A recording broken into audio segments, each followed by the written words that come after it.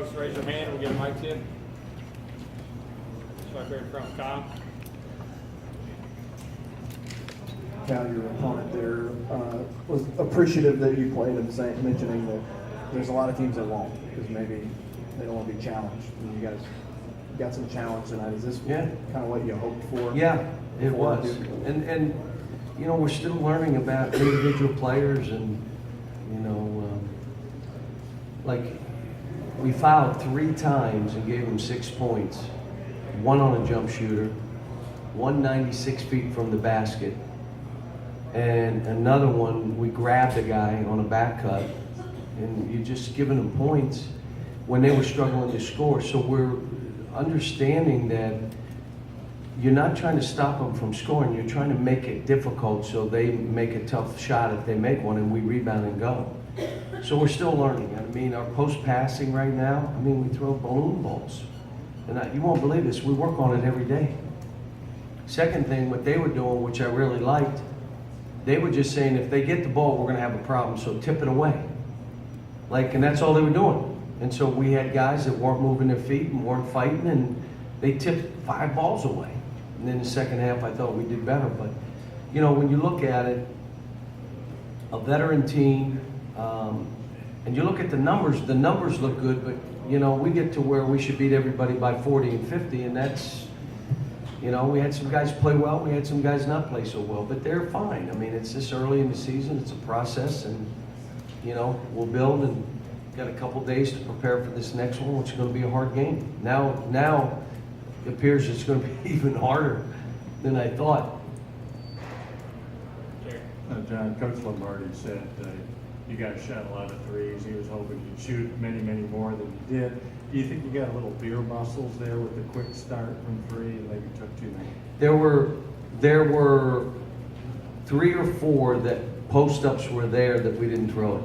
And here's what I would say. This team may be not that that's all we'll do, but this may be a post-up team. So then we'll play to our strengths. We'll make people figure out if they're trapping or how they're going to play these guys. But there were 3 or 4 plays. I can remember Quad A had one on the wing in front of us, and PJ had the guy on his back throw him the ball. Another one, we had Nick had it, and I think it was Tyler, again, moved the ball to the other side of the court when the guys in the just throw it in there, and we'll play off of it. There's all kind of ways to play this game. Rebounds, I want to run and fly and play open, but if we get in that half court and we can play that way, we probably need to some. But I don't mind 22 threes. I mean, last game we were 1 for 13, and I told you that's not who we were. But, you know, 22, that's fine. 18 to 22 is probably who we are. We're going to play teams that are trying to get up 43s. That's how they play. We just don't play that way. Questions? Jerry? Yeah, Travis Reed had a double-double tonight. How much of a comfort is that for any coach to have somebody that seems fairly consistent? No, I thought he played really well, rebounded, fought, played hard. The biggest thing for us, we had some straight line drives, not as many as last game. We had lack of communication on some pin downs, on some handoffs, on some screens and fades. And it included PJ, Reed, Keldon. I mean, I could go right down the line. Ashton. Like, if you're in trouble, you yell to your teammate and they'll pick up your man. You don't just lay on the screen and give him a 3. We did that today. But Reed is one that usually is going to talk, and he's a veteran. And he knows what you're talking about coming out of timeouts. He's held with the team. I thought PJ played well. PJ did some good stuff and made free throws, and would have liked to have seen him rebound a little bit more. But if you watch that team, they did a terrific job of blocking out. I mean, that's a team that you could tell one of their things is the shot goes up and you're getting your man, and everybody blocks their man out. That's how they play. How would you think of your point guard play tonight? And what do you want to see from those guys going forward? I thought it was okay. I mean, it was good. They're 2 different point guards. Probably got to get Emmanuel went from being too aggressive on the ball to being not aggressive enough. There's an in between we need him to be. you know, I still think we still have a couple guys being a little anxious. And I keep telling them, you can be anxious or you can be excited. It's about the same physiology. So why not be excited? Be excited about playing. Not anxious about making this play or that, just play.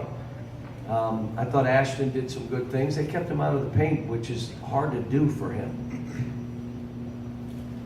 Coach, is it weird with the Duke game coming up on Tuesday, just how much attention is on the football team and the big game coming up tomorrow? Who do they play tomorrow? Georgia. Oh, I'm just kidding. Well, I'm happy. And I'm happy for Mark and his staff. I'm happy for those players. I'm so happy the guys that came back can say it's an experience that I'll live with the rest of my life. They're a team that feels good and confident about himself. I mentioned Mark has empowered the team. When your wide receiver comes up to you and says, let me run this punt back, and you go ahead for it, kid, go. He didn't do it to be selfish. Someone else told me that they were, the tight end, they were going to change a play, and he said, no, you run it, I'll make this catch. I'm happy for their quarterback, how he played. I mean, these guys are balling now, and George is really good. Like, George is really good. You ready for this? We're really good, too. Our defense, whew. So it should be a great game. I mean, we're not going to practice around that time because I know I want to see it, and I'm imagining our players will want to see it, so they get a chance to go over. Anything else, folks? That one in the middle. Go ahead, who is it?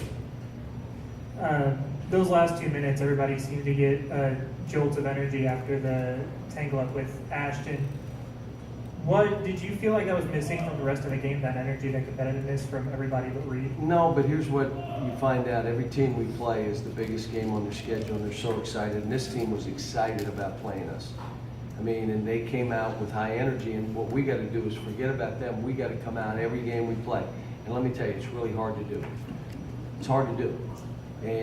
But that's who we are, and that's what it is to be playing here.